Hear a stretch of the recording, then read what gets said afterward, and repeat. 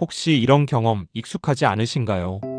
아침에 침대에서 일어나 첫 발을 내디뎠는데 발 뒤꿈치가 유리 조각을 밟은 것처럼 욱신하고 잠깐 서 있기만 해도 발바닥이 당기고 타는 듯 아픈 느낌. 잠깐 의자에 앉아 쉬었다가 다시 일어나면 처음 몇 걸음이 특히 더 아프다가 조금 걸으면 또 괜찮아지는 이상한 통증. 많은 분들이 나이 들어서 그렇겠지, 신발이 좀 불편했나 보다 하고 넘기지만 이런 통증이 몇 주, 몇 달씩 반복된다면 이미 발바닥의 가장 중요한 힘줄, 족저근막이 지치고 상처를 입었다는 신호일 수 있습니다. 오늘은 발바닥이 매일 아픈 족저근막염에 대해 왜 생기는지, 무엇을 먹고 어떻게 움직여야 덜 아픈지 50대 이상 시청자분들께서 바로 따라 하실 수 있도록 식단과 운동, 생활 습관까지 한 번에 정리해 드리겠습니다. 족저근막염 왜 생기는 걸까?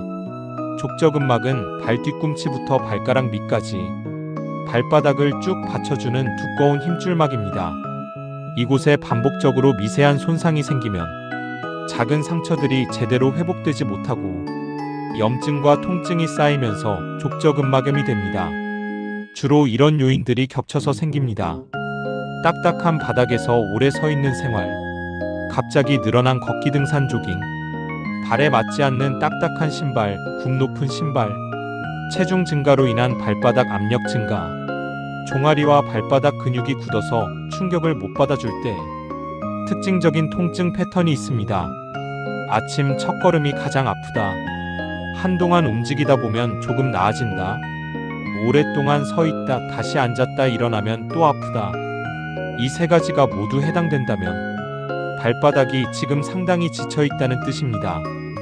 심한 통증이나 오래된 통증이 있다면 반드시 병원 진료가 우선이지만 생활 습관만 잘 조정해도 통증 강도를 상당히 줄이고 재발 속도를 늦출 수 있습니다. 발바닥을 돕는 항염 재료 5가지. 족저근막염은 결국 과부하와 염증의 문제입니다. 그래서 체중을 줄이고 전신 염증을 낮추는 식단이 중요합니다. 추천할 만한 재료 5가지를 정리해 보겠습니다. 등 푸른 생선. 오메가3 지방산이 풍부해 몸 전체의 염증을 완화하는 데 도움을 줍니다. 브로콜리, 양배추. 항산화 성분과 식이섬유가 많아 체중 관리와 염증 감소에 모두 유리합니다. 양파. 혈액순환을 돕고 염증 관련 물질을 줄이는 데 도움을 주는 것으로 알려져 있습니다. 올리브유. 튀김 기름 대신 사용하는 데 좋고 상대적으로 염증을 덜 일으키는 지방입니다.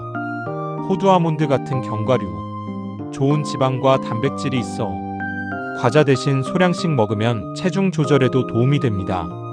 이 재료들을 이용해서 족저근막염에 가장 추천할 만한 저녁 한 끼를 만들어 보겠습니다. 오늘의 한 접시. 연어, 양배추, 오븐 구이 한 접시. 발바닥이 아플 때는 과하게 먹어 체중이 늘어나는 것만 막아도 통증이 많이 줄어듭니다. 오늘은 간단하지만 관절과 발에 모두 좋은 연어와 양배추 한 접시 요리를 알려드리겠습니다. 준비 재료 1인 기준. 연어 한 조각, 양배추 한 줌, 브로콜리 한 줌, 양파 4분의 1개, 올리브유 한 큰술, 소금, 후추 아주 조금, 레몬 조각 한쪽 선택, 손질하기. 양배추는 한 입 크기로 썰어 깨끗하게 씻어둡니다. 브로콜리는 작은 송이로 나누어 씻습니다. 양파는 도톰하게 채를 썰어둡니다. 연어는 키친타월로 물기를 가볍게 제거하고 소금과 후추를 아주 약하게 뿌려둡니다. 굽기 준비. 오븐용 그릇이나 팬에 양배추와 브로콜리를 먼저 골고루 깔아줍니다. 그 위에 양파를 올리고 올리브유를 한 큰술 정도 둘러 손으로 가볍게 섞어서 전체에 코팅이 되도록 합니다. 채소 위에 연어를 올려놓습니다. 굽기. 집에 오븐이 있다면 180도에서 15분 정도 겉이 살짝 노릇해질 때까지만 구워줍니다. 오븐이 없다면 뚜껑 있는 팬에 채소를 먼저 깔고 그 위에 연어를 올려 약불에서 익혀주면 비슷하게 만들 수 있습니다. 이때 바닥이 타지 않도록 물 한 큰술만 바닥에 살짝 둘러주세요. 연어 속살이 부드럽게 익었을 때 불을 끄고 레몬을 살짝 짜서 마무리합니다. 이 한 접시만으로도 발과 관절에 도움이 되는 단백질, 항염 채소, 좋은 지방을 모두 채울 수 있습니다. 하루 세 끼를 모두 바꾸려고 하면 지치기 쉽습니다. 먼저 저녁 한 끼만이라도 이렇게 먹어보자.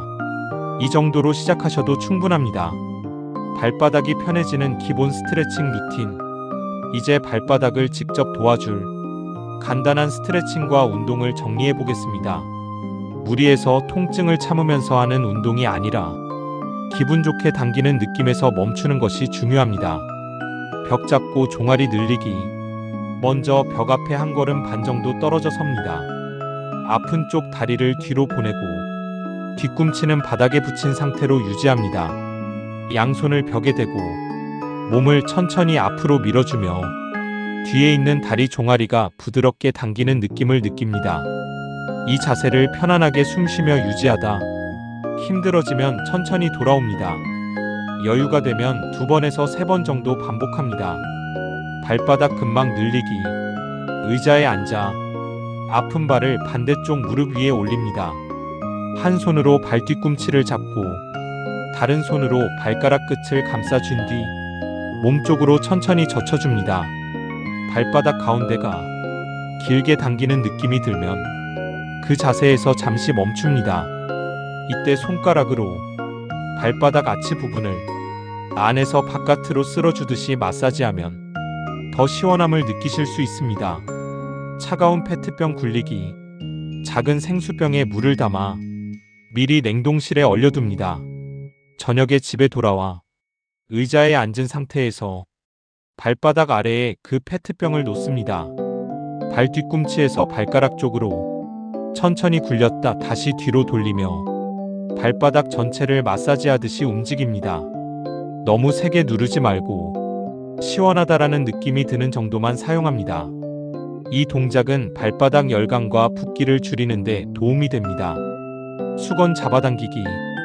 바닥에 앉아 다리를 앞으로 뻗고 얇은 수건이나 긴 끈을 발 앞부분에 걸어 두 손으로 양쪽 끝을 잡습니다.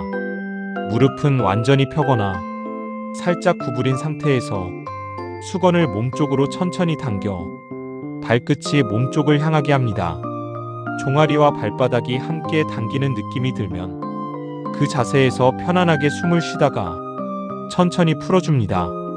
이 4가지 동작을 하루 중 편한 시간에 이어서 해보시면 발바닥의 뻣뻣함이 조금씩 풀리고 아침 첫걸음 통증이 서서히 달라지는 것을 느끼실 수 있을 것입니다. 생활 습관으로 발바닥 지키는 법. 족저근막염은 약이나 주사보다 발 쓰는 습관을 바꾸는 것이 더 중요합니다. 집 안에서는 바닥이 딱딱하면 맨발로 오래 다니지 말고 쿠션감이 있는 실내용 슬리퍼를 신어주세요. 새 신발을 살 때는 발 앞쪽이 너무 딱딱하지 않고 발바닥 전체를 부드럽게 받쳐주는 바닥인지 뒤꿈치 부분에 쿠션이 있는지 꼭 확인해 보셔야 합니다. 오랜 시간 서 있어야 하는 날에는 한 자세로 서 있기보다 발을 번갈아 가볍게 움직여주거나 가능하면 중간에 잠깐씩 앉아서 쉬어주는 것이 좋습니다. 그리고 무엇보다 중요한 것은 체중 관리입니다. 몸무게가 1kg 줄어들면 발바닥이 느끼는 실제 압력은 그 이상으로 줄어듭니다. 그래서 오늘 알려드린 간단한 항염 식단과 부드러운 스트레칭을 함께 실천하시면 약만 맞을 때보다 훨씬 오래 훨씬 편안하게 발바닥을 관리하실 수 있습니다. 족저근막염은 어느 날 갑자기 생긴 것 같아도 사실은 수년간의 습관이 쌓인 결과입니다.